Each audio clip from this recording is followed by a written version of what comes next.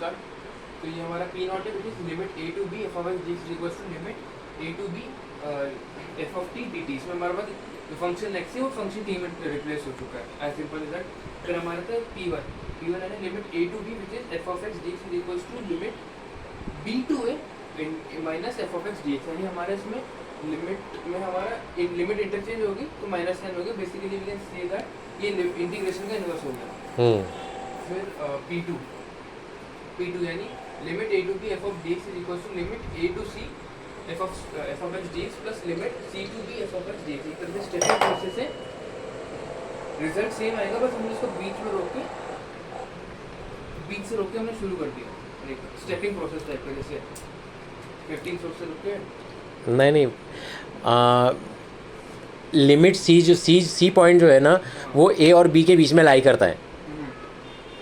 हाँ, limit A and B के बीच में लाई करता है, तो हमने एक बीच का ले लिया था। यस, जहाँ पे फंक्शन है जीरो हो जाता है तो वहाँ पे हम उस पॉइंट को हम वहाँ पे स्टेप कर देते हैं बीच में। यस। और फिर P3 limit a to b f of x dx is equals to limit a to b f of a plus lower limit plus upper limit minus function dx। तो बेसिकली हमने इसमें lower limit upper limit को plus कर दिया, minus function कर दिया।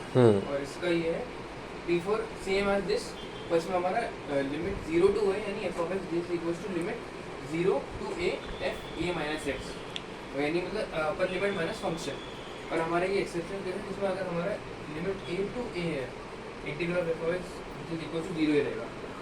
Same limit है दोनों अपर और लोअर, देन इट्स 0। यस, क्योंकि भाई एक ही पॉइंट पे फंक्शन आगे बढ़ ही नहीं रहा है तो पॉइंट फंक्शन हो गया। हाँ, रेस्ट पे मतलब इन सेंस पॉइंट फंक्शन है।